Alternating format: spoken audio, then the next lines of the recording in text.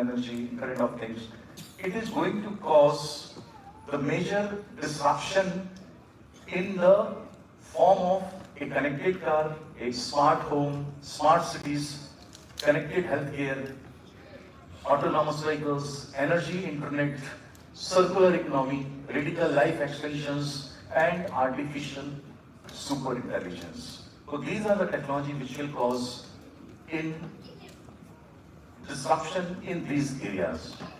When I mentioned to you about hypersonic missile, we have conducted the flight test of a hypersonic glider missile about 3 months back.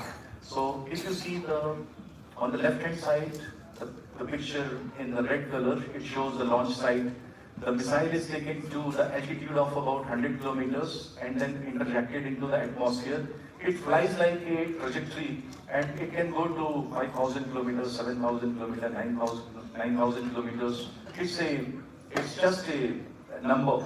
It's an endless number, and this glider can really play the havoc because your radars and your air defense system, it cannot engage this kind of missiles. And a lot of work is going on. There are various missiles which are displayed here. When it comes to the air defense means the defense against UAVs, defense against the fighter aircraft, against anything which flies in the air. As of now, we have the missiles which will engage the targets, but in the future, the missiles are going to be replaced by high-power laser, high-power microwave weapons. About a week back, DRDO has conducted a test against UAV. The range was about 7 kilometers. We engaged the UAV and brought it down. So we are also working in the 100 kW kilowatts and 300 kilowatts range. And the missiles may become obsolete maybe after 20 years, 30 years, 40 years, as the energy storage capability is realized. This is artificial intelligence. How can it carry out the task in detection, planning, field operations, and support functions? When it comes to the virtual reality, the youngsters who are into the gaming, they already know, they already live the life of a soldier in the warfield or adventures in the forest or in the ocean or wherever you want to be. We use the virtual reality for the simulation, for the war fighting practice also.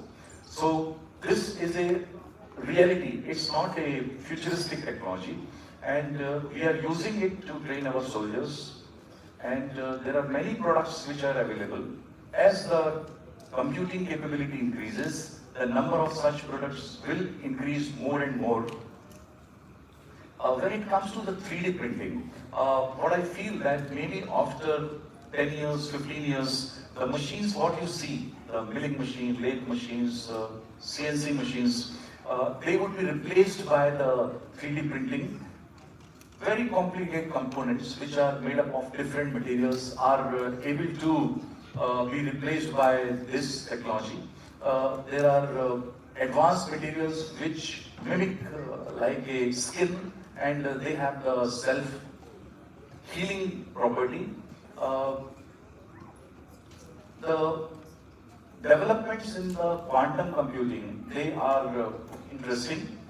Interesting in the sense, at now there are no quantum chips available. So we are creating the quantum chips using the digital chips, and these digital chips have the limitations of the computing capability, and we know very well that maybe within 2 to 3 years, when the chip is developed and a basic computer is developed, the first real quantum computer would be more powerful than all the mobiles, all the computers, all the supercomputers, all the servers existing on the planet Earth with one quantum computer. This is going to be the capability of the quantum computer. And we know very well that it is going to be realized. Many of you know, many of the young minds, they must be knowing that we know there are only 3 states of matter: liquid, gas, and solid. But a 4th state is also discovered, that is in between, and that state in the material is going to work as a quantum computing basic chip. So things are moving very fast in the area of science. And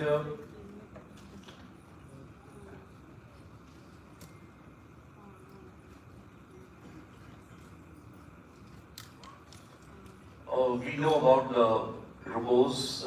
We also have seen the Robotog playing a role in the Ukraine, in the Gaza, and it is much safer for soldiers to send a cheaper robo into the war field or in the day-to-day life, and routine work they can do much better than a human beings.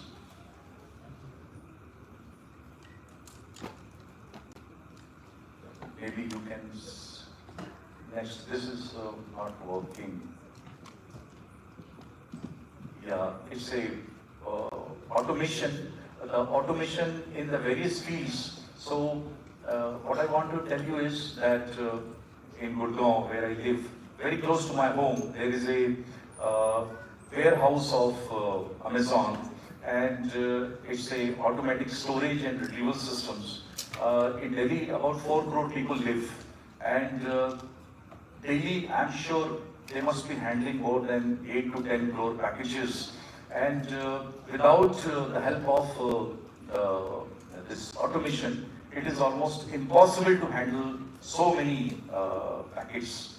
So this automated warehouse is functioning, working, and there are hardly any worker. Once you deliver it to the input side, your output side comes automatically based on the delivery instructions. So this is already a reality. There is a Industry 4.0. This Industry 4.0 is already undergoing. We are part of it. Some of the technologies in the data, in the analytics, engineering side and human-machine interventions are already in place.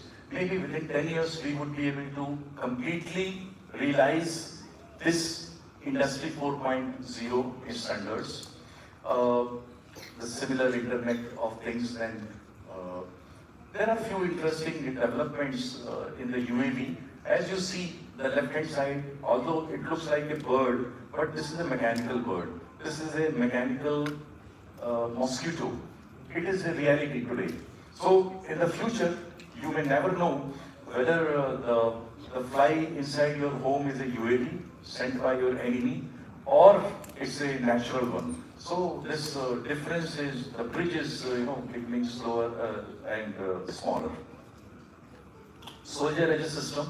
The soldier, as you see today, is having some of the capabilities, but in the future, the soldier is going to look like this. It is going to have a capability of a computer, a robo, a superman, and a supercomputer. So this is very much possible. It is happening, and I conclude my presentation. Thank you.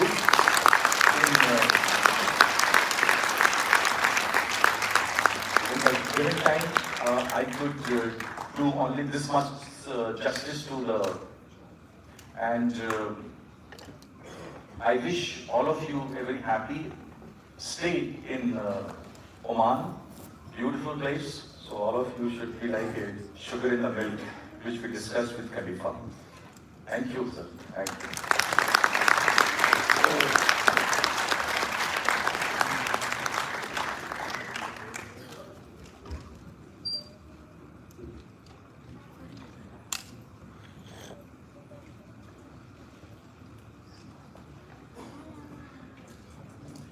Thank you, sir.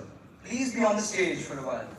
Dr. Sudhir Kumar Mishra doesn't need any introduction. Well-known and recognized missile scientist, Dr. Sudhir Mishra is presently working as DRDO chair at DRDO headquarters in New Delhi.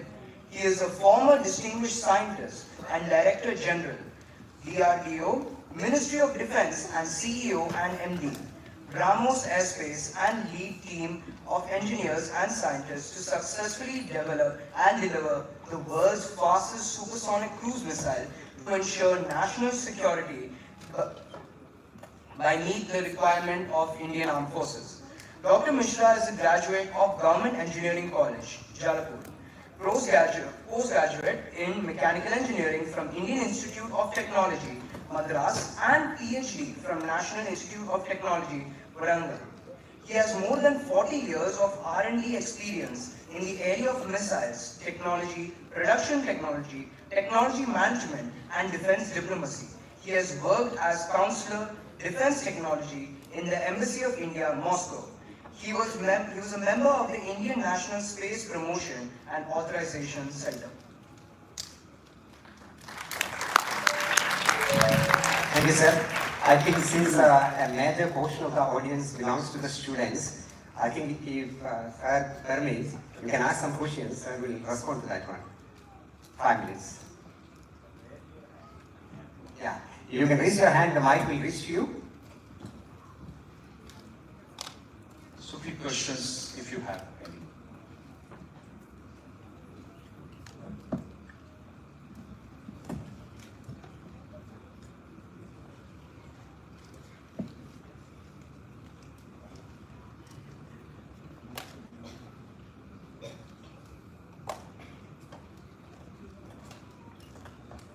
Good evening, sir. Sir, I had a doubt. You showed a clip of the ballistic missile with warhead and without warhead, sir. What is the difference between the two? Okay, please sit down. You see, when you conduct a test, then warhead is really not required. You are testing the range of the missile, and warhead is anyway tested while undergoing the development. So, when you handle a warhead, it becomes a complicated thing. So, when we conduct a test, it is without warhead. First, the user wanted to see how does it behave when it is integrated with the warhead. So, the second test was with the warhead. It was purely for the demonstration purpose. There is no intelligent reason other than this. Thank you, sir. Excuse me, sir. You were asked. You told about the propulsion. So, what's the difference between a scramjet and a ramjet? I'm really happy to know that you have a very intelligent question. A ramjet is a engine where the air enters at a supersonic speed. The combustion in the throat of a nozzle takes place at a subsonic speed, and the exit is again supersonic. The scramjet is a supersonic ramjet engine.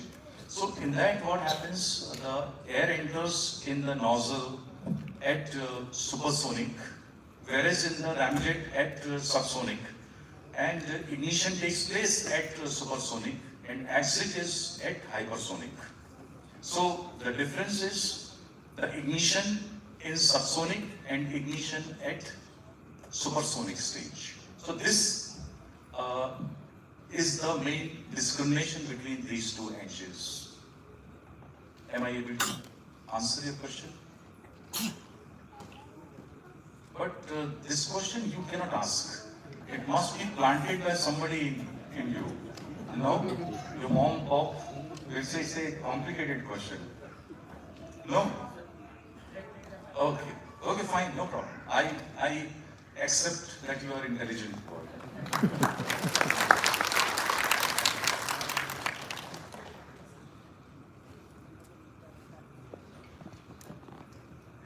I was hoping to ask what the DRDO's plan and approach is towards fifth generation fighter planes. Oh, yes. DRDO has undertaken the design and development